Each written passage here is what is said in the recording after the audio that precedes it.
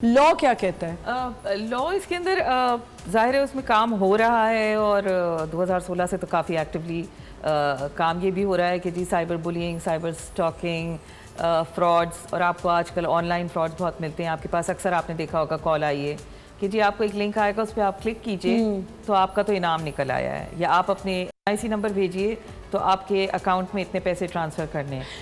Flash messages में अब links आ रहे हैं, बिल्कुल तो फ्लैश मैसेजेस हैं कि आप अनइंटेंशनली भी अगर आप कॉल काटना चाह रहे हो तो आपका हाथ ही उस पे लग जाएगा। So you have to be very careful while you're dealing with all these things. और आसमा, मुझे लगता है हम ये जो बात कर रहे हैं ये बहुत बेहतर होता है लोगों तक पहुंचना, कि कभी कभी आप देखें पता ही नहीं होता, आपके एकदम टेक्स्ट आता है कि ये इस पे क्लिक करें, something happen to your account, click here to save it और secure it.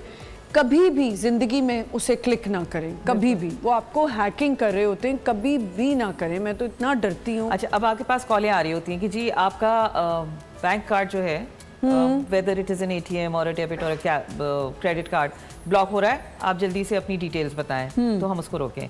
Obviously this kind of information banks भी क्लैरिफाई कर रहे हैं कि हम आपसे हम नहीं, वो उनकी रिकॉर्डिंग चल रही होती है। मुल्क में हमारे पास कवानीन हैं, अब सजाएं भी हो रही हैं 5 साल, बल्कि चंद केसेस में तो अप टू 10 years भी हुई है, क्योंकि उन्होंने कुछ वीडियो मवाद ऐसा शेयर कर लिया था जो कि बहुत ही ऑफेंसिव था किसी के लिए और बहुत ही हार्मफुल था।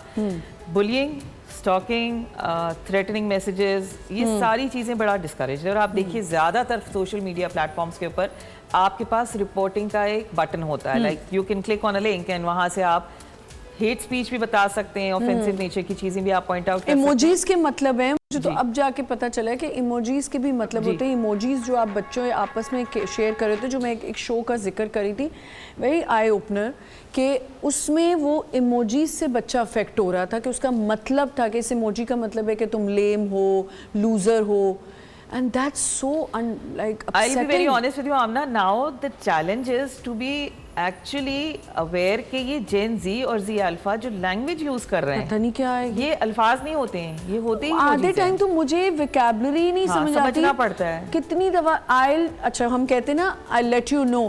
एक दिन मेरी बेटी ने शॉर्ट फॉर्म में लिखा, मैंने कहा क्या लिख के भेजा है, तो कहती है oh my God this is I let you know. मैंने कहा तो इसमें ओ माई गॉड कहने की क्या जरूरत थी, मुझे तो नहीं पता ये कौन सी लैंग्वेज है, लिंगो है कौन सी। राइट नाउ ये हमने, हाँ राइट नाउ मैं सोच रही थी कहना क्या चाह रहा है इस शेर में, क्या कहना चाहे।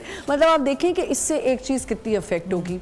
हम जब पेपर्स देते थे हमें पता होता था हमने क्या लिखना है। आधे से ज़्यादा जब मैंने एक टीचर से बात की, उन्होंने कहा आपको पता है आधे से ज़्यादा जब हम चेकिंग कर रहे होते हैं ना, उसमें बच्चों ने छोटे शॉर्ट फॉर्म्स लिखे होते हैं, बिकॉज दे डोंट नो। बिल्कुल।